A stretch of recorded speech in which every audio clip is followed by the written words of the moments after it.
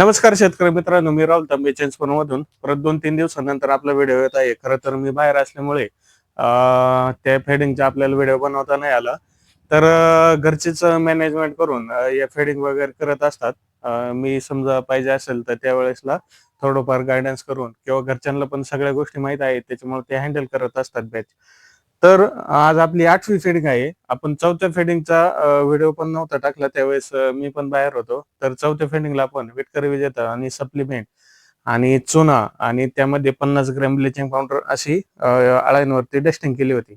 आणि आज पण आपण हे कधी-कधी डस्टिंग करावं लागतं. 4थ्या फेडिंगच्या आधी आणि 8व्या फेडिंगच्या आधी आणि 12व्या फेडिंगच्या आधी हे आपल्याला 3 ते 4 वेळेस डस्टिंग करावं लागतं, जेणेकरून अळ्यांचा पाला खायचा जो स्पीड असतो तो पण वाढत असतो आणि फ्रेश पण होतात अळ्या.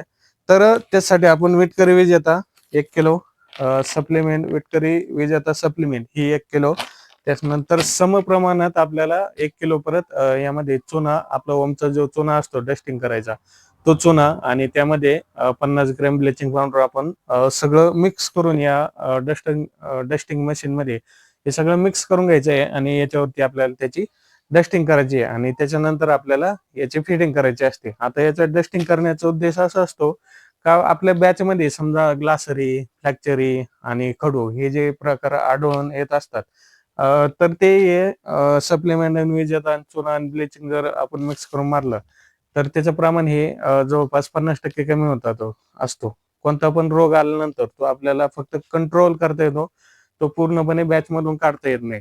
तर आपल्या बॅचला अजून तर कोणत्या प्रकारचा ग्लासरी, खडू वगैरे किंवा मस्टर्ड आणि याच्यातली एक पण अळी आपल्याला सापडलेली नाहीये. पण तरी पण आपण एक सेफ्टी म्हणून याची डस्टिंग करत असतो, जेणेकरून बॅच मध्ये काही प्रॉब्लेम वगैरे येणार नाही. आता सप्लिमेंटचा विशेष उपयोग म्हणजे त्यामध्ये बेडमध्ये जी बुरशी तयार होत असते ती कंट्रोल करायचं काम करत असते. विजेता ही ज्या बॅक्टेरिया वगैरे डेव्हलप झालेल्या असतात बेडमध्ये त्या पण आपल्याला त्यामधून कंट्रोल करता येत्या. आणि चुना बेड ड्राय करण्याचं काम करत असतं आणि ब्लिचिंग मध्ये क्लोरीन हा घटक असल्यामुळे जे क्लोरिंग मुळे समजा जे आपली क्लिनिंग बेडची थोडक्यात म्हणत असतो आपण, ती त्या पद्धतीने क्लोरिंग होत असते.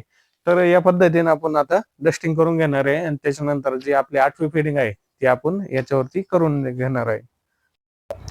तर या पद्धतीने अळ्यांची साईज आहे. या आधी आपण याच्यावर विटकरी विजेता वगैरे मारलेली होती, ते मी डिटेल व्हिडिओ मध्ये सांगतच आहे. तर या पद्धतीनं आळ्यांनी आपला जो रात्री टाकलेला जो पाला होता तो पूर्णपणे खाऊन घेतलेला आहे. आता याच्यावरती आपण चुना वगैरे मारून परत आपण 8वी फिडिंग करणार आहे. अळ्यांची कंडिशन तुम्ही बघून घ्या. साईज यावेळेस थोडी कमी आहे कारण पाला खराब होता आपला.